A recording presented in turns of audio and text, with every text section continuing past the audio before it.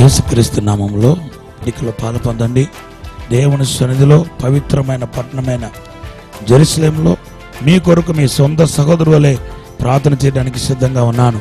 ప్రభువు మిమ్మల్ని దీవించునుగా.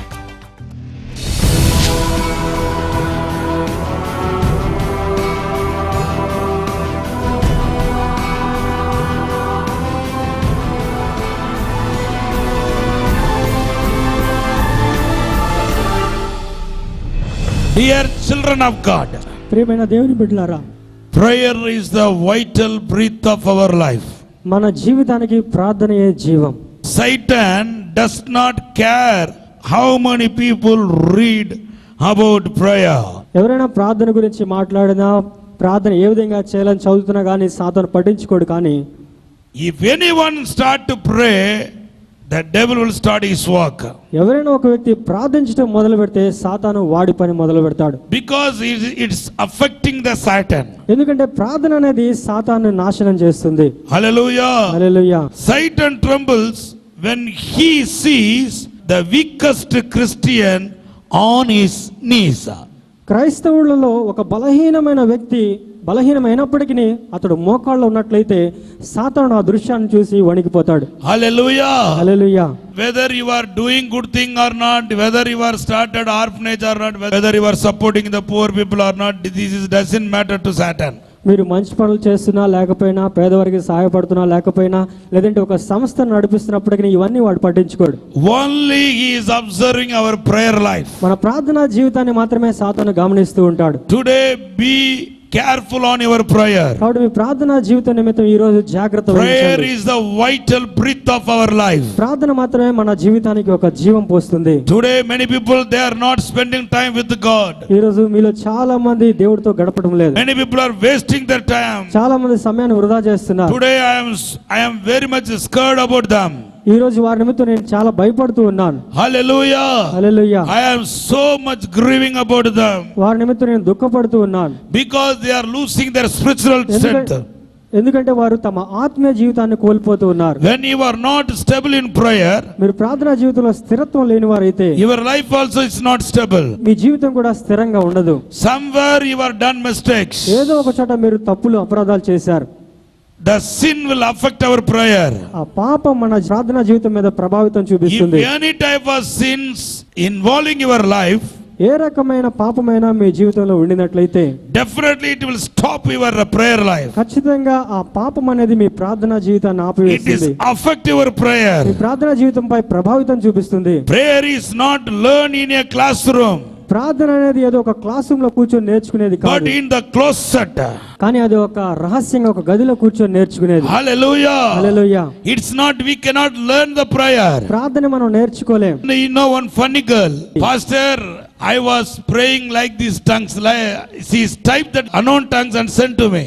ఒక హాస్యాస్పదమైన వ్యక్తి నాకు ఈ విధంగా మెసేజ్ చేశారు. ఏమంటే, పాస్టర్ గారు నేను భాషలో ప్రార్థన చేస్తూ ఉన్నాను అని నాకు మెసేజ్ The చేశారు. same word is repeating. నాకు ఒక్క మాటే వస్తుంది, అదే మాటను మరలా నేను మాట్లాడుతూ ఉన్నాను She అని చెప్పింది. typed the tongues and sent to me.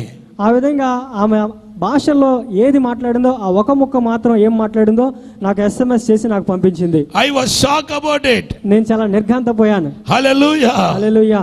We cannot type the tongues, we cannot write down in the note. ఆ అన్య భాషని మనం నోట్బుక్ లో రాయలేము. Some mental case they will do like that. కొంతమంది పిచ్చి వాళ్ళు ఆ విధంగా చేస్తూ ఉంటారు. You should not do that. కాబట్టి ఆ విధంగా మీరు చేయకూడదు. Prayer is where the action is. ప్రార్థన అంటే క్రియారూపకమైనది. Hallelujah. హల్లెలూయా.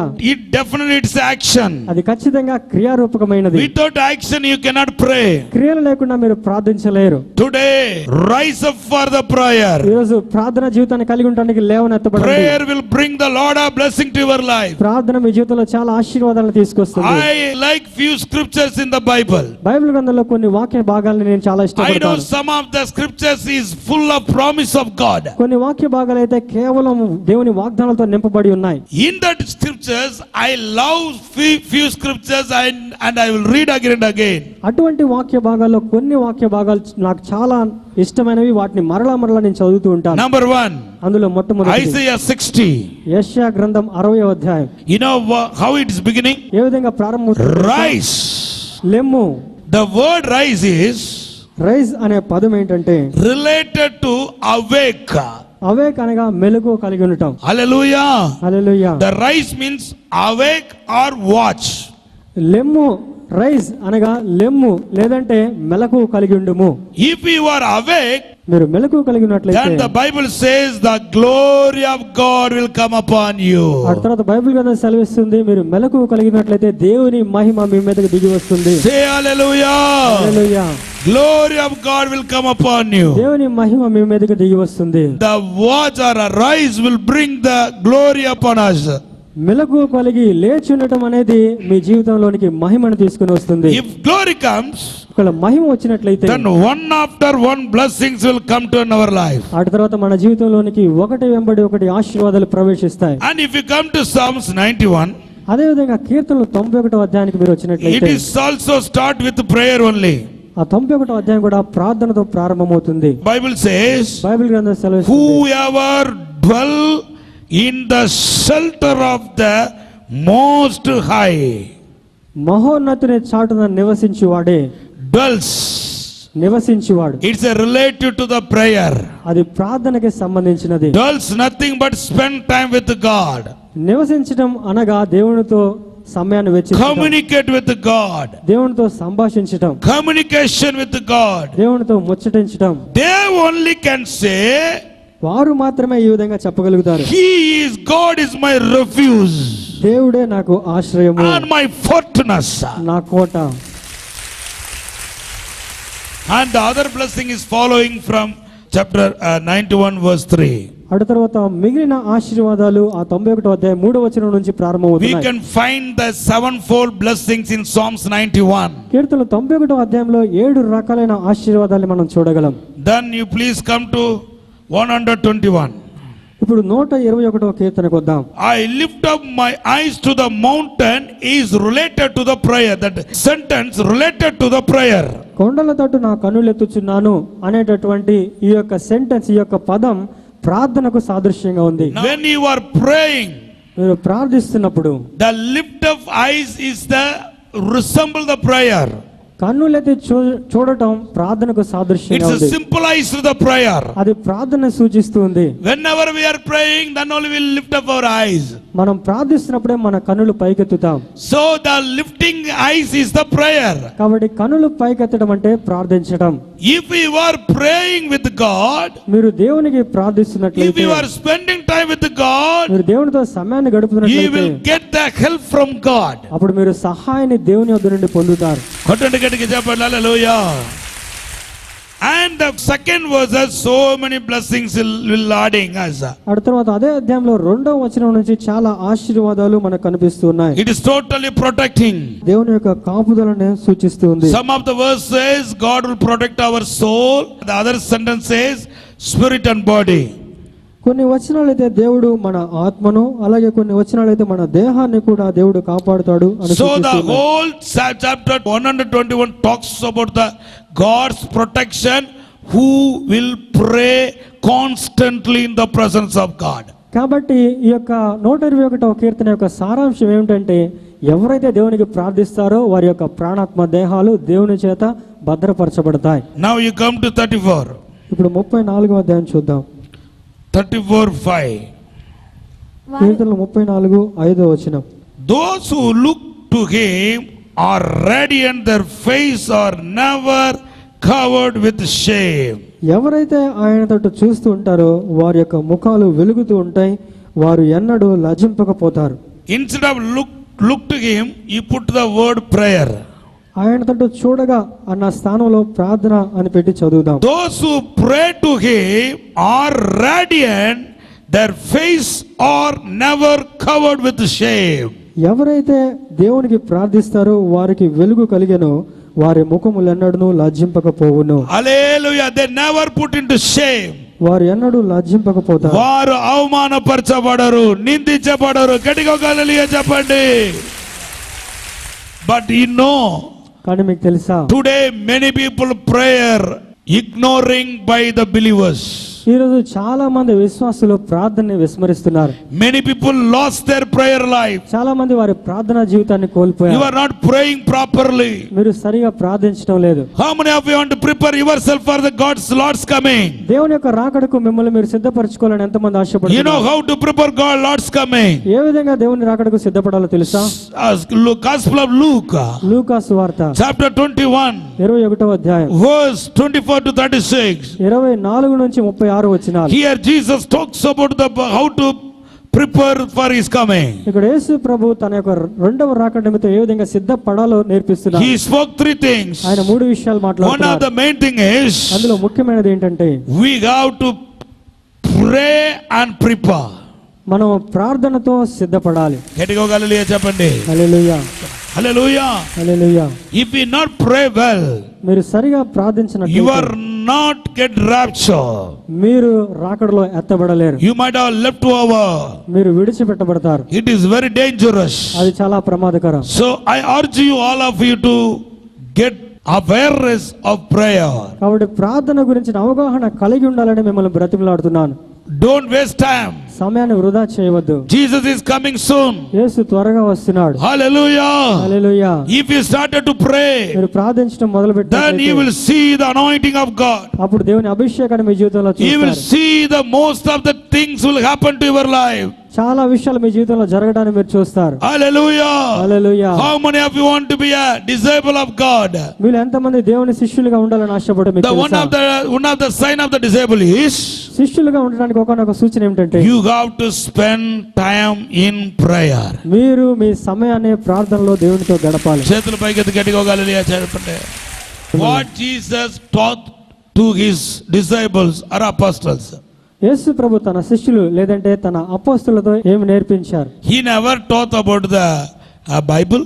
ఆయన బైబిల్ గురించి ఎన్నడూ మాట్లాడలేదు. He never taught about the law of God. ఆయన దేవుని ధర్మశాస్త్రాన్ని గురించి మాట్లాడలేదు. But you know, Gospel of Luke chapter 11 verse 1, he taught only prayer. కానీ మీకు తెలుసా లూకా రాసిన సువార్త 11వ అధ్యాయం 1వ వచనంలో కేవలం ప్రార్థన గురించి ఆయన మాట్లాడారు. Say hallelujah. Hallelujah. You need a prayer.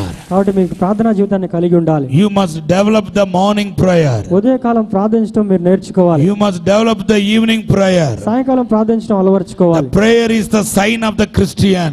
క్రైస్తవుడికి ఒక సూచన ఏంటంటే ప్రార్థించడం. If anyone miss the prayer, they are very near to demons attack. ఎవరైనా మీలో ప్రార్థనా జీవితాన్ని కోల్పోయినట్లయితే సాతాను యొక్క అటాక్ కి మీరు చాలా దగ్గరగా ఉన్నారని గమనించండి.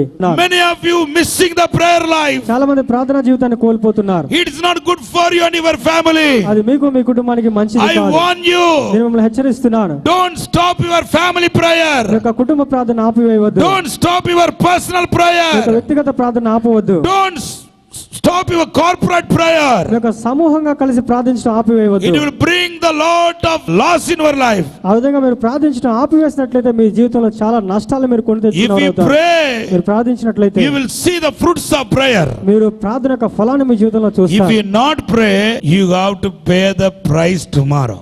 కాబట్టి ఈ రోజు మీరు ప్రార్థించకపోయినట్లయితే రేపటి దినాన మీరు వెల If చెల్లించవలసిన it వారై is ఉన్నారు. not today, ఈ రోజు కాకపోయినా tomorrow you have to pay the price. రేపటి దినాన మీరు వెల చెల్లించాల్సిన వారై ఉన్నారు.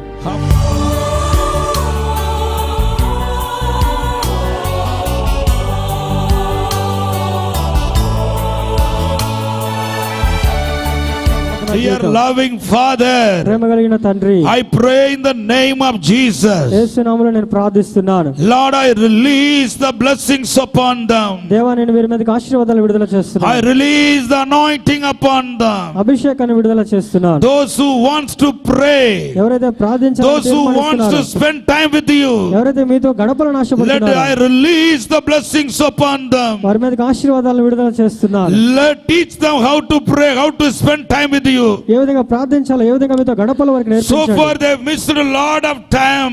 ఇంతవరకు వారు చాలా సమయాన్ని వృధా చేశారు. Now they are decided to pray. ఇప్పుడు ప్రార్థించడానికి తీర్మానించారు. Teach them, Lord, కాబట్టి వారికి ప్రార్థించడానికి how నేర్పించండి to ప్రభువా. pray, ఏ విధంగా ప్రార్థించాలో, how to spend much time with you. ఏ విధంగా మీతో ఎక్కువ సమయం గడపాలి. Thank you, Holy Spirit. వందనాలు పరిశుద్ధాత్మ. Thank you, Holy Spirit. వందనాలు పరిశుద్ధాత్మ. We give all the glory to you. నీకే సమస్త మహిమను ఆరోపిస్తున్నాం. We ask in Jesus' name. యేసు నామమున అడుగుచున్నాం తండ్రి. Amen. 2012లో ఆ కడుపులో అన్ని గడ్డలు ఏర్పడి సీమంతా వచ్చేసి ఆ చావు బతుకుల మధ్య ఉన్నారట. అలాంటి సమయంలో ఇక్కడికి తీసుకొచ్చి ఎప్పుడైతే దైవజనులు థామస్ గారిని ప్రార్థన చేయమన్నారో, దైవజనులు ప్రార్థన చేసిన తర్వాత ఆ చీముతో నిండి ఉన్నటువంటి ఆ గడ్డలన్నీ కూడా ఎలా మాయమైపోయాయి. ఆయన మరణము నుండి కోలుకొని బ్రతికి అద్భుతంగా. అయితే ఆ అద్భుతం చూసినటువంటి ఈ తమ్ముడు, అసలు దేవుడు అంటే యేసయ్య అంటే ఎరగని తమ్ముడు, ఎప్పుడైతే తన తండ్రి జీవితంలో యేసయ్య అద్భుతం చేశాడో ఈ తమ్ముడు రక్షింపబడి ఇప్పుడు ప్రభు దగ్గరకు వచ్చాడు. మీ నాన్నకి ఎలాగ పోయిందో చెప్పాలి నాకు. దేవుడు అద్భుతాలు చేసే దేవుడు. రియల్లీ మొత్తం నువ్వు చూసావా? కళ్ళతో చూసావా? చనిపోయే స్టేజ్కి వచ్చిండు డాడీ. అప్పుడు చనిపోయే స్టేజ్ మొత్తం బక్కగా అయిపోయింది. అయితే అప్పుడు నీ దగ్గరికి తీసుకొచ్చినప్పుడు ఆ రోజు గడ్డలు కరిగిపోతున్నాయి అనేసి నువ్వు ప్రాఫెసీ చెప్పినప్పుడు నిజంగా ఆ రోజు డాడీకి మొత్తం తగ్గిపోయింది. అసలు నడవడానికి రాలే. మేము ఆటోలో తీసుకొచ్చినాం, కానీ ఇంటికి వచ్చినాక డాన్స్ వేస్తుండు. గట్టిగా చెప్పండి. This brother father is 42 years old. In 2012 he is having so many tumors in his stomach, and there was pus is coming from the tumors inside the stomach, and he was on the deathbed.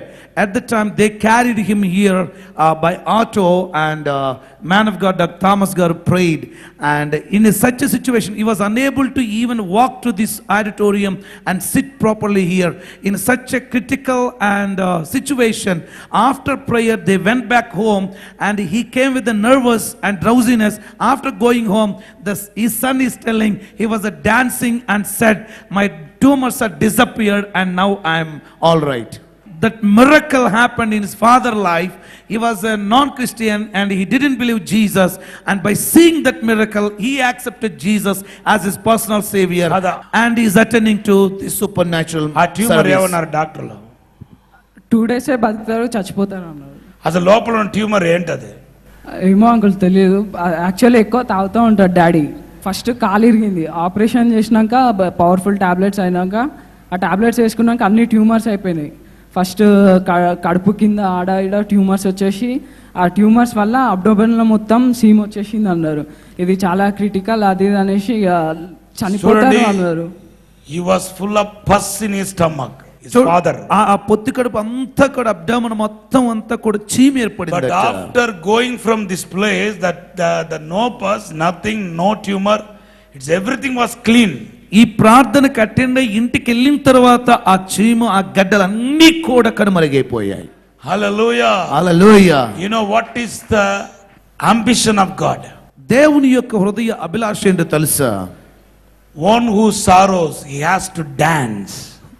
దుఃఖములో ఉన్నవారు నాట్యం ఆడాలి. One who has grief, he has to play, sing and worship God. That's the ambition of Jesus. బాధల్లో దుఃఖములో ఉన్నవారు పాడాలి, నాట్యం ఆడాలి, ఆరాధించాలి. అదే దేవుని హృదయ అభిలాష. కొట్టండి గట్టిగా చెప్పట్లు. ఈ బ్రదర్ యొక్క ఫాదర్కి ఆ ప్రోస్టేట్ క్యాన్సర్ ఉండేది. మరి ముఖ్యంగా ఆయన యూరిన్ బంద్ అయిపోయి చాలా క్రిటికల్ సిచ్యువేషన్లో హాస్పిటల్లో ఉంటుండగా ఆ డాడీ గారు ఎప్పుడైతే ప్రార్థన చేశారో అద్భుత రీతిగా ఏమైంది ఒక్క మాట చెప్పండి. 27 పాయింట్స్ ఉన్నది ప్రోస్టేట్ క్యాన్సర్ 0.47కి వచ్చింది. గట్టిగా చెప్పట్లు కూడా తప్పచ్చు. హల్లెలూయా. This brother father Kameshwara Garu is having a prostate urinary cancer, and due to that he admitted in hospital, and when they diagnosed regarding the cancer, it was 27% was there. And last Saturday this family came and asked the man of God to pray for him, and when he prayed and said you will get the normal report, miraculously now they're testifying it was 0.27. Hallelujah. It was 27, but now it came into 0.27. That was the Next week nothing will be there. మళ్ళా వచ్చే వారానికి ఆ 0.27 కూడా ఉండదండి. గట్టిగా చెప్పట్లు కూడా తప్పచ్చు. హల్లెలూయా. This sister is giving wonderful testimony. ఈ సహోదరు ఒక అద్భుతమైన సాక్ష్యం చెప్తూ ఉన్నారు. She won't get marry her sister. She is trying to get marry. Hallelujah. వారి పాపకి వివాహం చేయాలని ప్రయత్నం చేస్తూ ఉన్నారు. But they asked some dowries. Last week only she told me. అది గత వారమే నాకు చెప్పారు, కొంత ఎక్కువ కట్నం అడుగుతున్నారండి వివాహం They చేయాలంటే. don't have money to give dowry. ఆ కట్నం ఇవ్వటానికి వారి దగ్గర ధనము లేదు. Last week only I laid my hands and I said God will do the miracle in our daughter marriage. It will not be stopped. అయితే నేను చేతులుంచి ప్రార్థన చేసి తప్పక మీ కుమార్తె యొక్క వివాహ విషయంలో ఆ కట్నం అడగకుండా దేవుడు అద్భుతం చేస్తాడని చెప్పాను. And God will provide everything what is the requirement of the marriage. అయితే వివాహానికి కావలసిన సమస్త వనరులు దేవుడు అద్భుతంగా I blessed అనుగ్రహించాడు. God.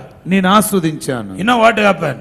ఏం జరిగింది తెలుసా? ఎవరైతే మరి కట్నాలు లేకుండా పెళ్లి చేసుకోమన్నారో వాళ్ళే నేను ప్రేయర్ చేసిన తర్వాత మా కట్నాలు ఏమవద్దు పెళ్లి కానింటి చెప్పారంట. After I prayed, the people who asked the without dowry we want get married, the same people, the same person came without taking dowry. We want only your daughter and we'll solemnize the marriage. So such a way they came and asked her. హల్లెలూయా. ఈరోజు message చాలా powerful అండి. నా లైఫ్లో first time ఎంత powerful message విన్నాను.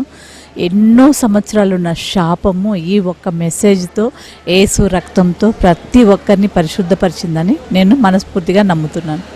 Praise the lord.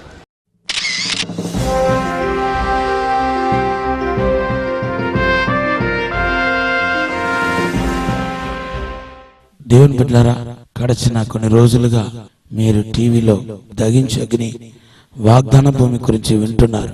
గడిచిన 25 సంవత్సరాలుగా ఈ దగించు అగ్ని పరిచర్యను కొన్ని వేల మందికి ఆశీర్వాదకరంగా దేవుడు వాడుకుంటున్నాడు. అయితే ఈ యొక్క రాజమందిరంలో సొంత మందిరం ఏర్పడాలన్న ఉద్దేశంతో వాగ్దాన భూమి కోసం మీ విరాళాన్ని దేవుడు ప్రేరేపణ బట్టి చెల్లించుకుని ఉంటే ఇది మీకు అవకాశం.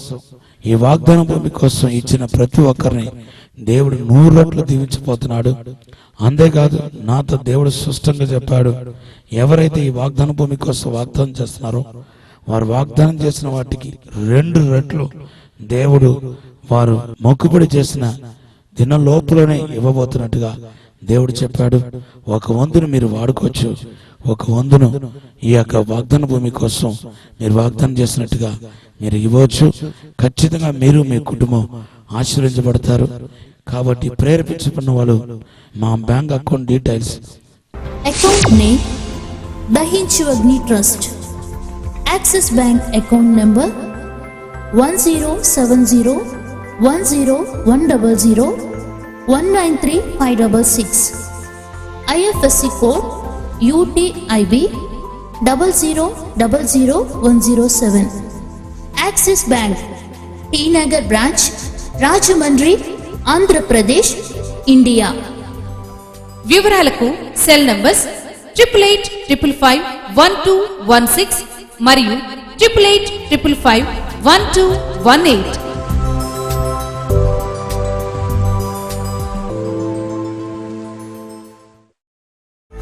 యేసుక్రీస్తు నామములో దగించే అగ్నిలో పాలు పొందండి.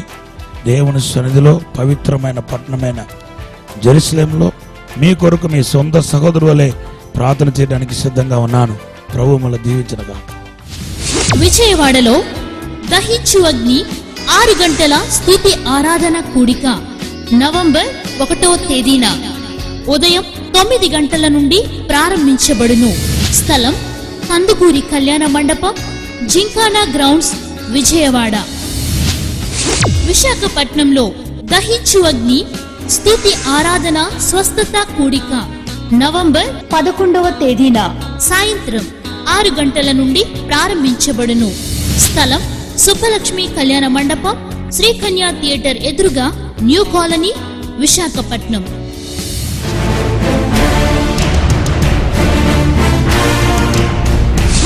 ప్రకాశం జిల్లా చీరాలలో దహించు అగ్ని మినిస్ట్రీస్ వారు నిర్వహించు స్తుతి ఆరాధన స్వస్థత మహాసభలు నవంబర్ 22, 23, 24 తేదీలలో ప్రతిరోజు సాయంత్రం 6 గంటల నుండి.